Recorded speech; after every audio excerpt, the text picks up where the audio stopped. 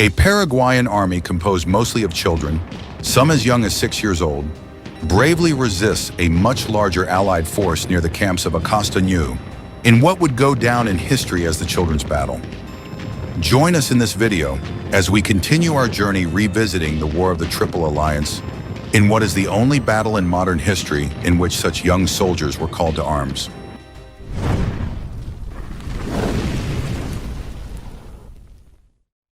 After the Allies suffered their worst defeat at Curupayti, the then commander, Bartolomé Mitre, was forced to relinquish command as many uprisings took place in Argentina against the war. The Paraguayan leader, Solano Lopez, offered peace terms, but the negotiations failed when the King of Brazil, Pedro II, threatened to invade Argentina if it withdrew from the conflict. However, the Allied army had suffered heavy casualties, and for a year and a half the war stagnated until Brazil resumed its offensive sometime later and succeeded in capturing the capital. Anyone imagined that the war would end, but the monarch proved implacable. He would not accept anything but the total surrender of Paraguay and demanded the capture of Lopez, dead or alive. Faced with this, the Brazilian commander, General Caxias, resigned in protest, but to no avail, as the position was immediately given to the Count of Ñu, the son-in-law of Emperor Pedro II. The new Allied leader heard that Lopez was in Piribebuy and ordered a siege, and after capturing the city, one of the most horrendous war crimes took place. Paraguayan historians tell that after a child killed General Juan Barreto, the commander ordered the execution of all males in town. Some Brazilians say that this measure was taken for two reasons. First, because Barreto was a close friend of the Count of Ñu, and second, because the Paraguayans refused to stop fighting, and sometimes after surrendering to the enemy, they immolated themselves by detonating grenades in front of unarmed Allied soldiers. For this reason, a policy of shoot first and ask questions later was adopted, even against children, for it was an 8-year-old boy who killed the general's friend after the battle was over. In any case, Lopez was not captured, and an advance was ordered against Caacupé, where he was last seen. But the Paraguayan leader had already begun his retreat. He had done so by dividing his troops into two columns. His goal was to reach Caacupé and name it as the new capital. The main column, commanded by himself, advanced faster since it was composed with what was left of his army, and they were marching to Tabati. The second column was in charge of General Caballero and was composed of about 6,000 people, of which only 600 were veteran soldiers. The rest were about 4,000 children accompanied by their mothers, as well as some elderly and a few wounded. For obvious reasons, this group advanced much slower.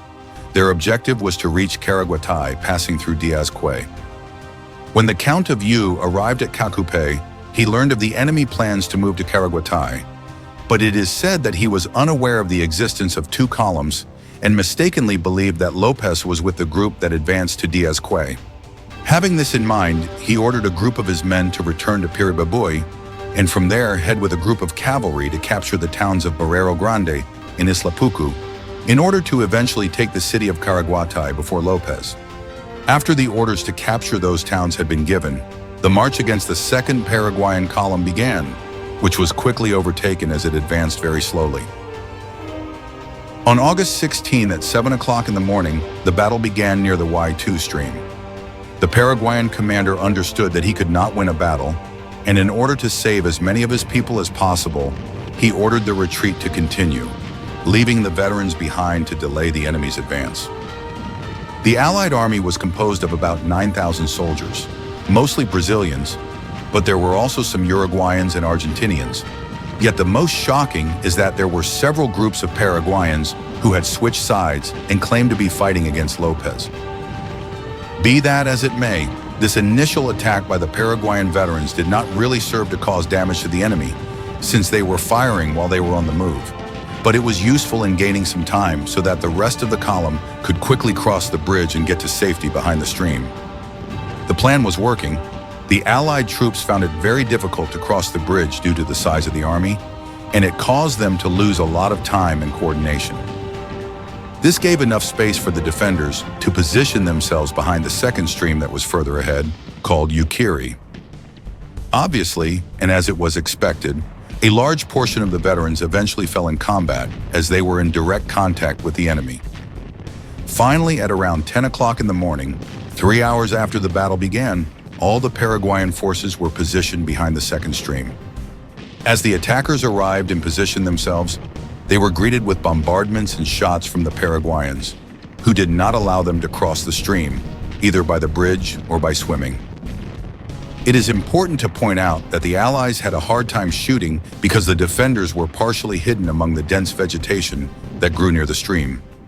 Undoubtedly, the wise use of the terrain was paying off. This army, mostly composed by children, was able to stand their ground and give battle. For his part, Caballero, the commander of the defenders, positioned himself on a nearby hill from which he could see the entire battlefield and the enemy troops. In this way, he was able to coordinate the movement of all his combatants to send them to reinforce those areas that seemed that were about to collapse. With the defensive line well established, everything seemed to indicate that despite the numerical inferiority, the defenders would be able to resist the attack long enough to continue a retreat as soon as possible. But this would not be the case, since the Brazilian commander requested the support of cavalry, which had already captured Barreiro Grande. And so, at around 2 p.m., a division commanded by General Resson began to attack from the flank. Fortunately for them, this offensive maneuver was no doubt spotted in time by their commander, who was able to react promptly before his troops were encircled and taken by surprise. Such an attack forced the Paraguayans to retreat once again and reposition themselves behind the third stream and try to hold out as long as possible.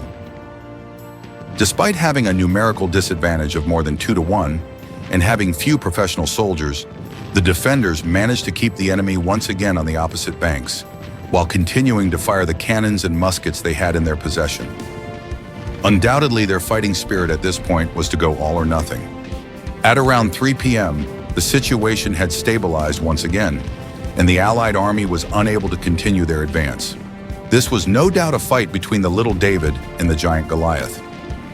But the battle would not last much longer, since a short time later, the cavalry of General Camara, who was in Isla Pucu, arrived from the rear. As expected, this enemy advance forced Caballero to order a retreat as soon as possible. But many of his troops were surrounded, and they opted to adopt a square position and put their bayonets on the muskets in preparation for a final charge. At this point, we must clarify something. It is said that the children were dressed in soldiers' uniforms and that they had their faces painted with charcoal to simulate that they had beards. According to some, Lopez knew perfectly well what he was doing, and that his plan was to completely abandon the second column as a decoy in order to gain time to escape. Others say that the reason the children were ordered to paint their faces and fight to the end was because the Brazilians had already massacred all the children in many Paraguayan towns, not only in Piribebuy, and that any hope of peace or good treatment for the prisoners was non-existent. However, all was lost and the little warriors began to fall dead on the battlefield. It is said that many of them cried and clung to the legs of the enemy soldiers, begging them not to kill them, but with no luck, as their throats were immediately slit. Almost no one survived. The order was to take no prisoners. The mothers of the boys who had hidden in the bushes tried to take the corpses of their sons after the battle to give them a proper burial, and upon realizing this, the enemy set fire to the surrounding bushes to kill them, along with any wounded that remained. One of the survivors was a 15-year-old boy named Emilio Aceval, who would later become president of Paraguay in 1898. In Paraguay, Children's Day is not celebrated, but is commemorated every 16th of August in honor to those who died in this battle. Solano Lopez, meanwhile, fell in the Battle of Cerro Coraz sometime later, where he died along with his son, Panchito, who was only 14 years old. After the war, Paraguay was forced to cede 30% of its territory. Argentina annexed the province of Formosa and part of Misiones, while Brazil took a large chunk off the north of the country. The consequences were total for Paraguay.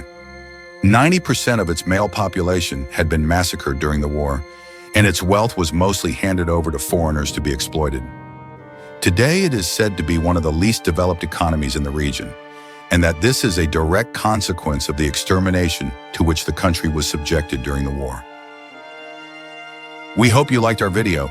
Please consider becoming a Patreon, Without your support, there is no way we can continue making these animations.